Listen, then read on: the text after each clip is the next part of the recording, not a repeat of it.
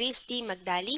He is a professional electrical engineer with 18 years of experience in the renewable industry, focusing on energy storage systems and PV technology. This includes solar cell and module manufacturing and testing, quality assurance, technical support, commercial and power plant system design, and energy yield assessment. He formerly worked as design manager for Solar Philippines, senior electrical design engineer of Sun Power Global, and executive product manager of Huawei Technologies. He also worked on multiple megawatt scale solar projects. Engineer Vic is the technical manager and owner of VCTM Engineering and Design Services. He will present electrical safety and fire hazard in PV system. Let us welcome Engineer Vic Christy Magdali. Sir?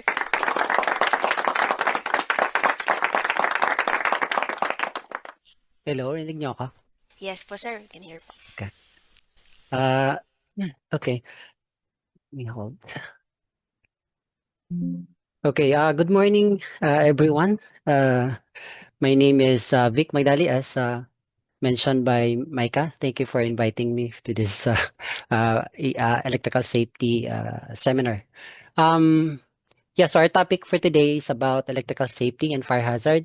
So as mentioned, I'm Vic Magdali. I'm a professional electrical engineer. So I'm also a member of the several technical committees in IEC as a representative of the Philippines.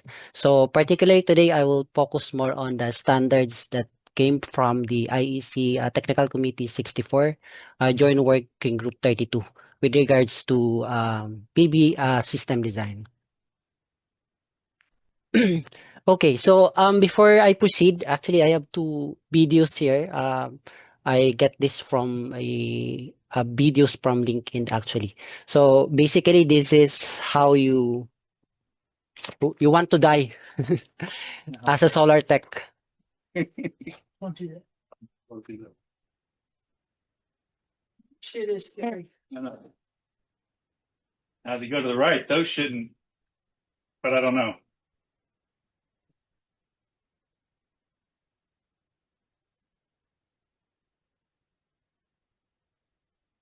So yun, as you can see, there are actually two videos here. So the first one is unsafe. So the second one is, as you can see, he has a proper PPE. And during, I think, maintenance during this one. But yeah, in the succeeding slides, we'll discuss more on this one. Okay, so I have actually 3 points to share today. Number 1 is electrical hazard and PV system. Number 2 is, as I mentioned, about the IEC standards, protective measures according to IEC 60364, Part 7712. And then I will try to share installation guidelines and best practices for number 3. Okay, so electrical hazard in PV systems. So there are actually 4 items here that I put, which is very common in PV system. So in terms of hazard, the PV key point is PV panels generate DC voltage even in low light conditions. So kahit mababa yung araw, ay kapag nag-switch, nag-operate ka ng PV, may nag-cut off na cables, dangerous pa rin siya. So there are 4 hazards in PV systems, which is very common. So number 1 is arc faults. So as you can see, remember these points, DC arcs are harder to extinguish than AC arc and can cause fire. So second is high DC voltage. So up to ranges 50 volts to 1000 volts. So some of our residential and commercial PV installations ranges like 300 to 800 volts DC. So reverse current, so this one, since we're dealing with DC, so malimit po yung backfeed current dyan. So can cause fire also. And most of the time, since exposed ito sa roof natin, so mga ground faults, kapag undetected siya, so magkikreate din siya ng arc, will cause fire again. So take note of this for hazard and PV system. So kung paano natin siya dinidil ngayon. Okay, so why we should be concerned with PV system safety? One point is actually most of these installations are in a living spaces, kumbaga mayroong mga tao mostly. So sa bahay, minsan sa mga malls, sa mga industrial plants, ini-install natin yung mga PV panels natin. So some are in the critical facilities. So, sometimes sa mga petrochemicals factories, ini-install din natin ito. Okay, so as you can see here, there's actually several incidents na yung mga sunog. So I think dito rin sa Pilipinas marami na ring reported na mga sunog caused by yung mga PVs natin na na-install sa bubong. Okay, so based study, actually these are some of the studies na nakita ko rin, yung mapping. So para makita lang natin sa DC side kung saan nanggagaling yung mga faults na ito, yung mga arcing na ito. So mostly sa factory side, sa module side, as you can see, meron yung mga hotspot, yung kung titingnan yung PV panels natin is meron siyang junction box sa likod. So kapag nagka-problem yung natin, yung mga diodes natin doon, mag-create siya ng hotspot. So causing arc and mag-cause din siya ng fire. And then meron din yun sa mga natin, sa mga PV connectors natin and also sa mga cables natin. So sometimes pag may mga ground fault, yung low insulation resistances, meron din yan, nagko-cause din yan. So sa inverter, mostly ground fault, leakage currents, reverse currents, so na-encounter natin yan mostly. So ito yung mga causes actually kung bakit nagkakaroon ng arcing sa PV system natin leading to fire actually. So ang pinaka-major cause din nito ngayon dahil kasi maraming nagko-compare na before hindi wala namang nangyayari na ganito.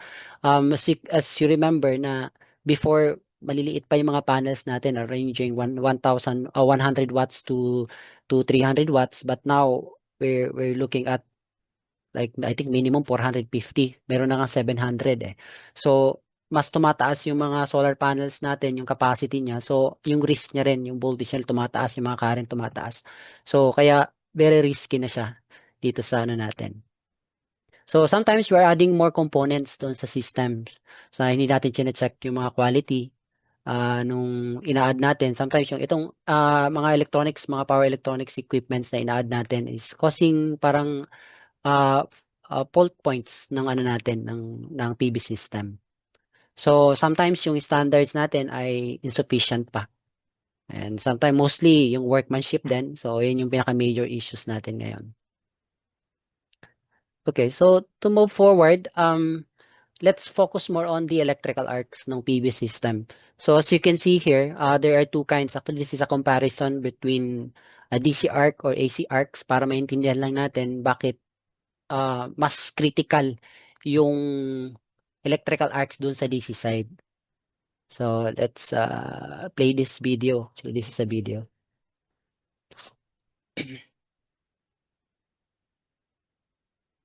So as you can see, connected siya sa AC supply. So ang gagawin ko lang dyan is tatanggalin ko yan. So makikita mo wala siyang arc eh. So sa 220. Pero pag malaki ito, pag high voltage, syempre mag-arc pa rin yan. But dito, comparison ng 220 and 220 volts. So kapag nilipat natin yan sa 220 DC, same voltage. But so you can see, tatanggalin ko ulit. So kita mo yung load. So ganyan yung niya, yung behavior ng DC natin. Kaya kapag ito nangyari sa atin sa PV, yung PV system natin is DC. As I mentioned, around 50 volts to 1000 volts. So yan is 220 volts lang yon. So makikita nyo yung consistency ng arc niya. So because sa AC naman, as you can see, dahil sa meron tayong zero crossing point. So naturally, mag-extinguish siya.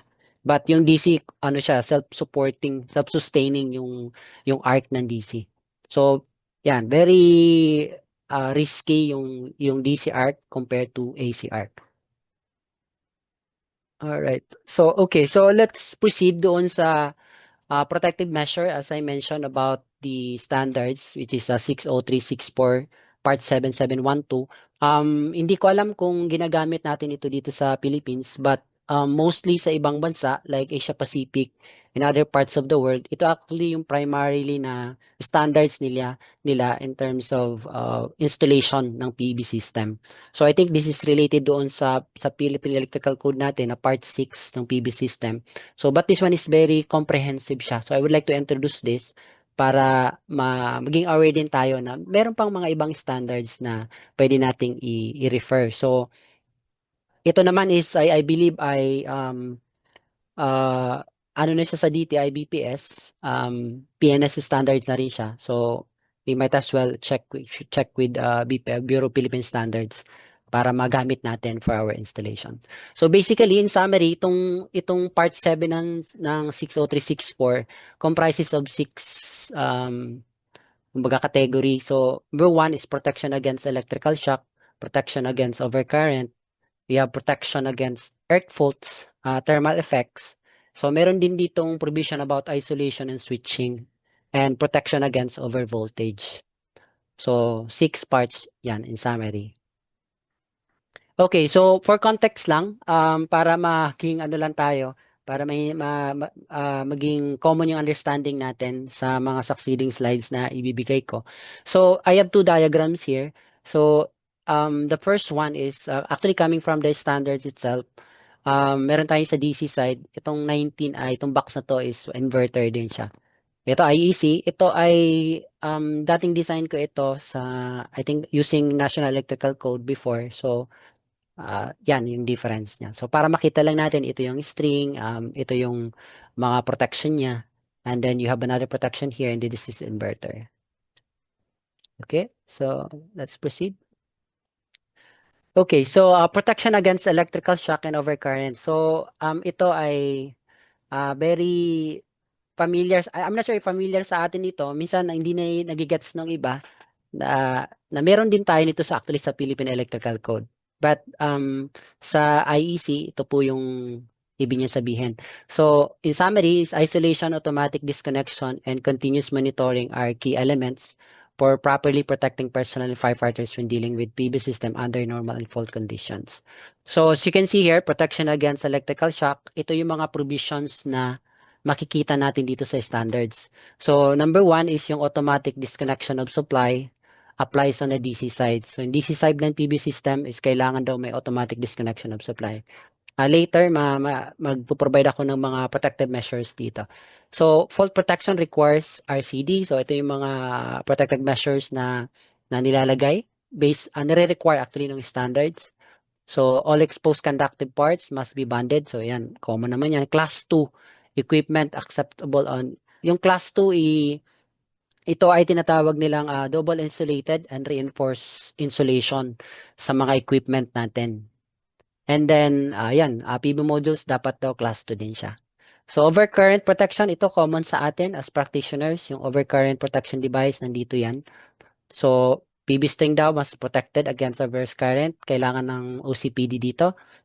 Tapos, ito yung parang basic standard kung paano natin isa-size yung system natin. And then, yung mga fuses saka MCB, kailangan rated siya.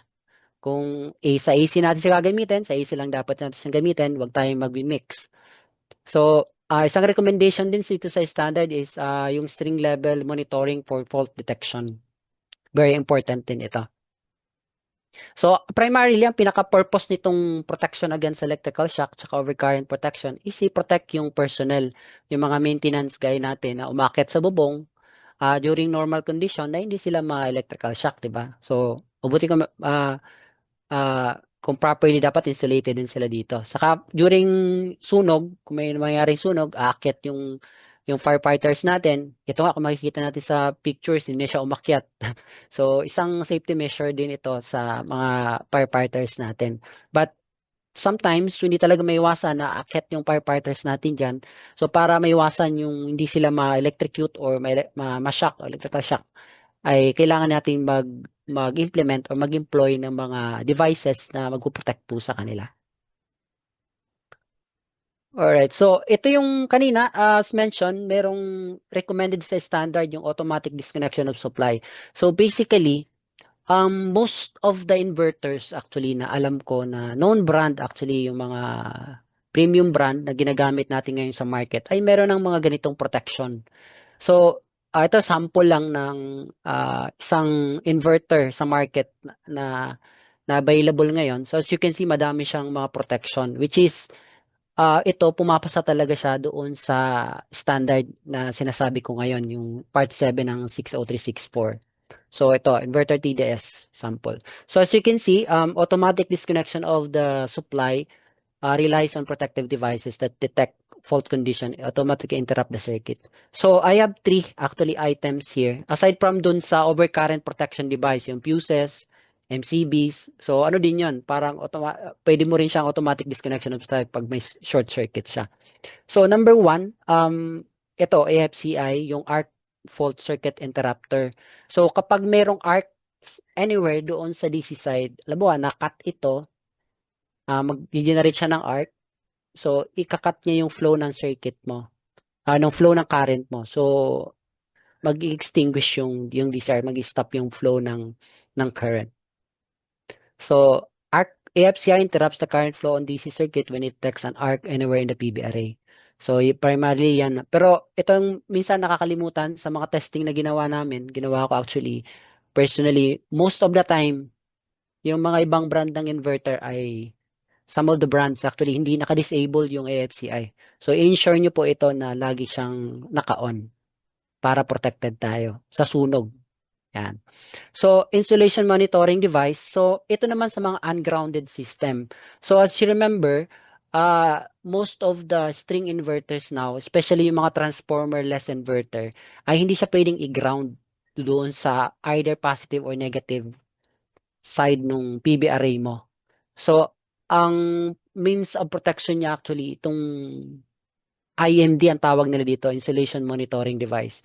So, dididetect niya actually yung insulation ng mga kable mo doon sa between ground.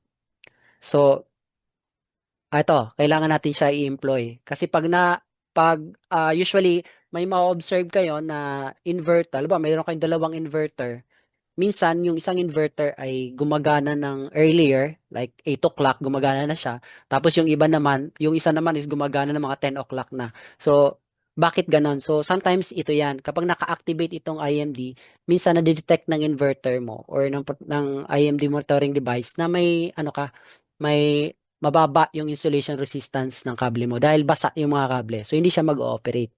So, ito yan, IMD. So, very important ito dahil may iwasan yung, siyempre, mag-ground kapag akit ka dun sa bubong. So, meron pa sa mga grounded system, very common yung RCD naman. So, ground fault protection device. So, ito yung mga to ay consider siya as automatic disconnection of supply. Kasi pag nagkaroon ng fault, i-disconnect niya yung system, stop yung flow ng system, ng flow ng current doon sa system. Protecting the personnel saka yung ano natin, mga firefighters natin. So, isa ring isang automatic disconnect supply, may automatic saka meron naman yung manual. So, yung mga manual na pwede rin siyang automatic or combination ng manual tsaka automatic. So, actually, ito accepted naman ng standard yung manual eh. Ito yung may DC, dapat daw yung sa DC side natin tsaka sa AC side natin na circuit ay kailangan siyang merong isolator or main disconnect.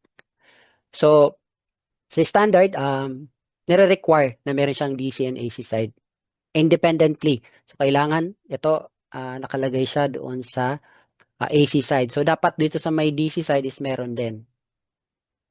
So, yan. So, kailangan rated din dapat siya. System voltage natin, kailangan 1,000 volts. So, usually, ito yung mga nakikita ko. But, may mababa pa dyan. Mga 600 siguro meron din. But, 1,000 volts would be the preference here. Okay, so, yan. So, sometimes, kailangan natin sa yung fire switch. Kung familiar tayo dun sa rapid shutdown device, actually consider siya dito sa fire switch natin. So, kailangan properly label din siya. So, sinasabi rin ng standard dyan, kailangan meron mga ganitong label para yung firefighters natin is hindi mawawala. Saan ba yung isolators natin sa DC tsaka sa AC. So, para alam nila kung paano nila i-off and on yung system.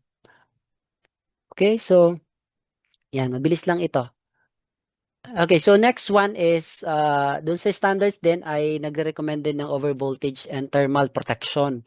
So, ang sa overvoltage, hindi masyadong clear sa akin actually sa Philippine Electrical Code yung paggamit itong SPD sa PB system. But dito sa IEC is actually required yung SPD type 1 tsaka type 2. Ito yung mga summary ng standards, as you can see. Yung type 1 kailangan yun sa source. And type 2 nandoon na sa may below do sa source niya. So dito rin yung mga purpose niya. So standard niya. Yung type 1 natin required yung direct lightning strike. Yung type 2 is yung mga induced lightning surges natin. So pinoprotect niya. So itong dalawa na to kailangan magkasama siya lagi. Sa thermal effects naman, so ito very important. Yung cable sizing and the rating natin dapat applied yan. So, meron tayong standard dito na isa, 645552. So, kailangan yung sizing. So, ito naman is you can use actually Philippine Electrical Code here. Wala namang problema.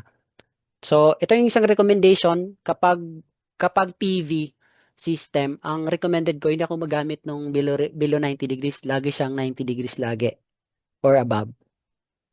Okay? So, ito naman, hotspot and fire risk prevention. So, actually, merong mga system or inverter that can detect actually yung mga arcing tsaka temperature nung per cell or per panel natin. So, very important ito dahil kapag wala kang bypass dahil doon sa PV panels mo, mag-overheat o mag-heat yung ano na yun, component na yun and causing fire din.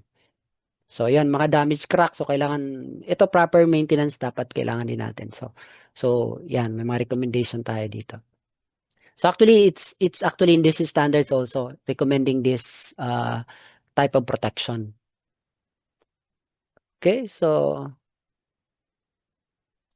ito guidelines and best practices na nakikita ko ngayon. Actually, this one are my go-to kapag nagre-recommend ako ng PV system design. So number 1 sa DC and AC wiring, sabi nga pag sa DC wiring ka, kailangan DC rated siya. So ito PB1F or sa US use 2 ang tawag nila dito. And never disconnect live DC conductors under load. Yan. So consider natin na both side ng positive negative kailangan nakakat siya kapag gumamit tayo ng fuse or breakers. So UV rated conduits for all exposed runs. So ito ay karamihan nakikita gumagamit pa rin ng mga ang tawag diyan yung mga flexible na na conduits sa taas, yung orange. Actually hindi yun UV rated, kailangan UV rated. HDPE ang minimum actually dito. So mag-level tayo, red. Ito recommendation lang. Tapos ito is minimum 4 mm squared yung sa PV string natin. So dapat mag-install tayo ng SPD type 1 and 2. So kailangan din natin ng lockable, preferably yung lockable AC disconnect. So pwede lang 'yan. So follow the provision of PC 27 and distribution code before connection. So minention ko dito yung PDC dahil meron tayong mga guidelines especially kapag net metering tayo, so kailangan din i-follow natin guidelines na 'yon. So sa inverter saka grid safety, so kailangan ventilated siya. So ang iba nakita ko ay mayroon magpapa-review sa akin and minsan na-visit ko din, nasa enclosed area siya tinatakpan. So hindi siya actually recommended. And marami tayong nakita na inverter na sumasabog din siya, yung mga capacitor sa loob. So hindi mo dapat siya i-enclose. So ito recommended lang. Actually sa standard is 3 meters dito sa IEC. Pero para mas okay sa akin yung 1 meter. Ito is guidance lang, but if you want dun sa standards, I think 3 meters yung sa IEC. So, anti-islanding requirements. So, yan, PGC or PDC, kailangan natin yan. So as mentioned, kailangan natin ng mga label. Very important. Okay, so isang guidelines na wag dapat natin kalimutan. So yung grounding and bonding is very important sa ating PV installation. So, ito mga guidelines lang or recommended actually based doon sa standards sa IEC. So, ito 3.5, actually 4 kung sa IEC ka, but ours dito sa Pilipinas 3.5 meron na. So, ban dapat natin lahat ng mga metallic na components sa PV system natin. Continuous path back to the main service panel. Ito, avoid dapat natin yung mga, yan, isang path lang yung grounding natin dapat. Sa system grounding naman, dapat di tayo nagmo-multiple yung ground loops. Kailangan isa lang yung grounding point natin, yung GAC natin, doon lang sa may transformer side. So, size natin siya sa PEC 2017. So, sa surge protection, ito, kinaground din natin yan, type 1, type 2. Yan. So, banding requirements, doon sa mga racking natin, kailangan din natin i-band sila lahat. Okay? Okay, so, sa fire safety, actually, these are just recommendation na practice. Remind lang tayo, pag may PV system tayo sa bahay, ito yung consideration natin in terms sa arc flash at fire safety. So, incident energy, 8 calories per square centimeter. So, I think class 1. So, dito natin madidetermine yung ginagamit natin ng mga insulating globes, mga PPEs, yan. Dito natin siya madidetermine. So, DCR, self-sustaining, so keep in mind. So, natin kakalimutan yan. So, mag-employ tayo ng automatic disconnection sa PV system natin such as rapid shutdown device as required by Philippine Electrical Code or employ natin yung sinabi ko kanina, meron kang RCD, yung residual current detection or ground fault protection device or meron ka nung insulation monitoring device. And kapag integrated siya doon sa ano natin sa inverters, making sure lang na gumagana siya. So sa fire extinguisher naman, so na-mention ni Ma'am kanina sa Bureau of Fire natin, sa electrical fires, ito mini-maintain natin. So at least siguro class C, ito for electrical fires, kailangan natin ito. Lagi. Ito naman ay guide lang ito galing sa from our technical committee chairman at TC91 kay Sir Silver. So from UL standards, so ito is a good guide actually to guide us kung ano yung standard gagamitin natin when designing a PV system. Okay, so I think that's the last of my slide. So, yan, if may question na. Thank you very much, Engineer Vic. We have a few questions po sa ating chat box. Let me read po, sir. Sige lang, ma'am. First po, from Engineer Ian Waldi Sayaman. Good morning, sir. Related to your videos about the comparison between 220 volts AC and DC arcs, whenever the circuit is cut, does the DC arc behavior occur also even if there is no load connected? Ito assuming na may load siya. Kasi continuous yung flow ng circuit mo eh. So, that means meron kang load.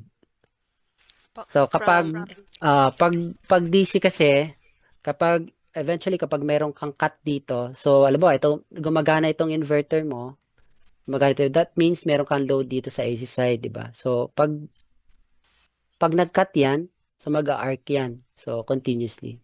So, yep. Activated yung load, yes. From Engineer Benison Ponticia, meron po bang minimum rating ng system for including AFCI? Minimum. Actually, sa Philippine Electrical Code, beyond 80 volts. Paulit, Micah, yung question. Sorry. Meron po bang minimum rating ng system for including AFCI? Okay. So, actually, sa Philippine Electrical Code, kapag ang voltage mo is more than 80 volts, require ka nang magkaroon ng AFCI, Arc Fault Circuit Interrupter, dun sa DC side.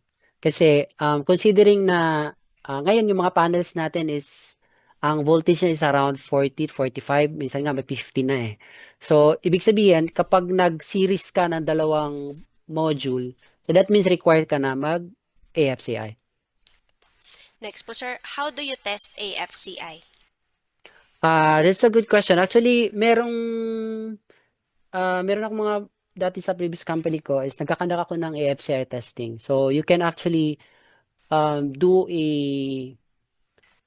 kumbaga, EFCI tester na equipment. So, meron ding standard yan na ginagamit kung paano ka mag-create. So, basically, isolate mo lang yung circuit. Ito, alam mo, maglalagay ka ng equipment dito, some here. Tapos, eventually, hiwalay mo siya ng paunti-unti. Tapos, mag-arc yan. And then, dapat yung inverter mo is mag-stop o mag-fault siya. So, basically, yun ang, ano niya, yun ang, kumbaga, process. Another question po, is rapid shutdown can be considered safety function in PV system? Personally, hindi siya for me. Kasi, ano siya ginagamit lang siya during fire So, reduce mo yung voltage niya. So, safety siya in terms sa high voltage, i-reduce mo siya yung voltage niya, di ba? So, kapag merong fire tapos eventually gusto mong umakyat ng bubong, so marireduce yung shock actually.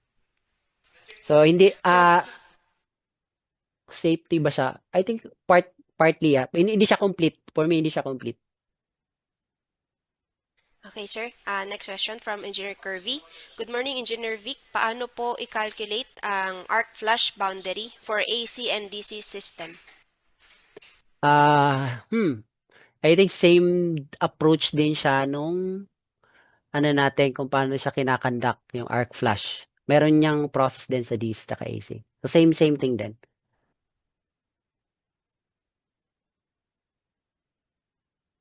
Actually sa ETAP meron ding procedure kung sa DC side kung paano mo siya gawin. Okay, sir. Next question, sir, from Engineer Nelson. How extensive should our protection coordination on PV system setup? Okay, so it should be same approach kung paano tayo nagkakandak ng TCC sa normal na industrial plant, di ba? So kasi meron din siyang AC side, sa AC side so kailangan coordinate siya simula dun sa downstream hanggang upstream. Sa ano naman sa DC side, wala akong nakikita masyadong coordination na ginagawa dun sa DC side. Sir, within this modern era, are we able to apply AI for this aside from SCADA? AI. Okay, so depende yan actually sa mga monitoring system na ginagawa ng monitoring system ng inverter. Usually ang inverter, kung gusto mo talaga ng real time na mga diagnostic during operation and maintenance, meron silang AI na ginagamit. So it includes yung behavior ng system mo.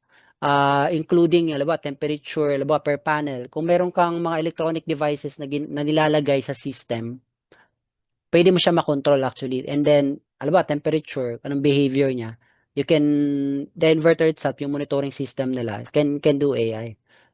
Para mas mabilis yung, kumbaga yung, sa maintenance, troubleshooting. Mostly sa troubleshooting siya ginagawa.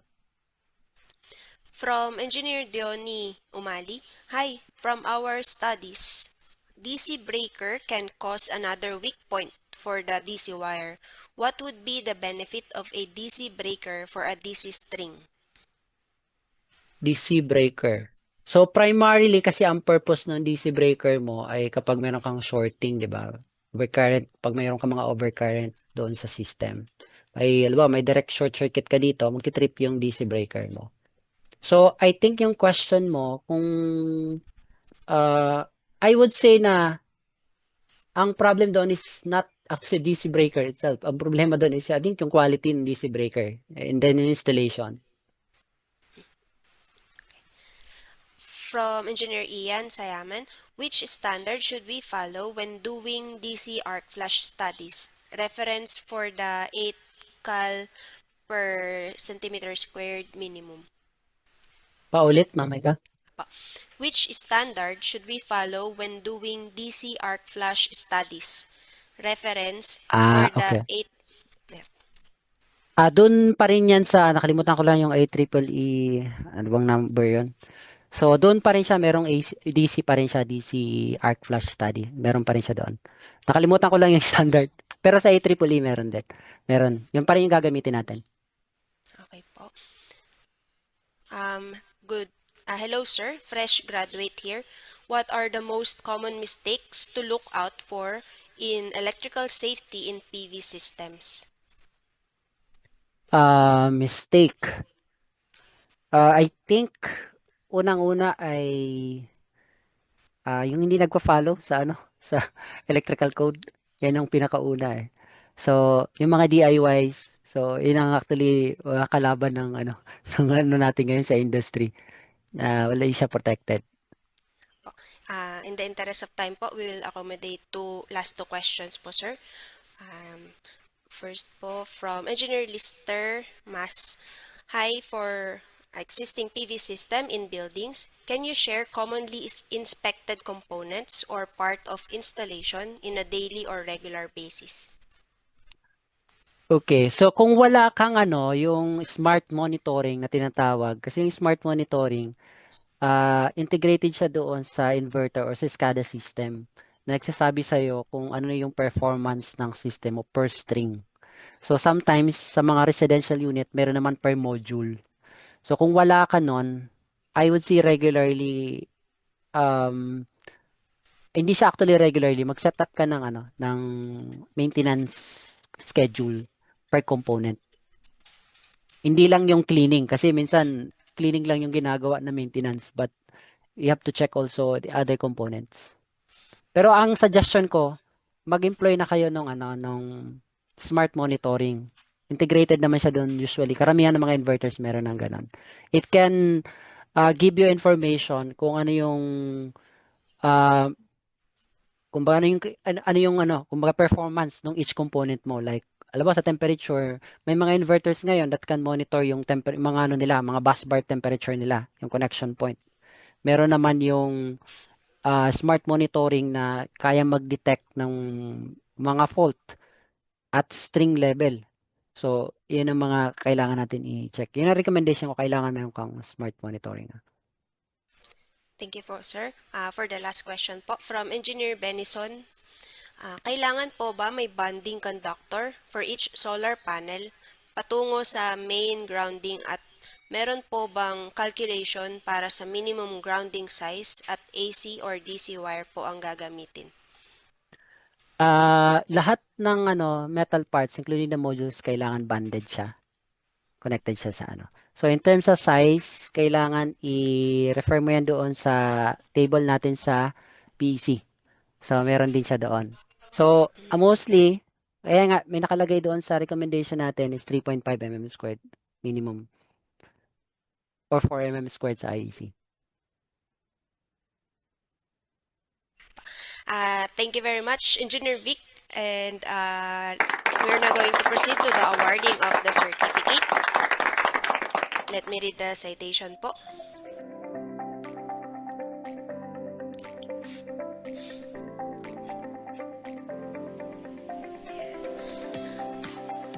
This certificate of recognition is presented to Engineer Vic Christy Magdali for imparting valuable insights as technical resource speaker on the topic Electrical Safety and Fire Hazard in PV Systems during the Fire Safety Webinar hosted by the IIE Electrical Safety Committee held on March 27, 2026 through Zoom video conferencing.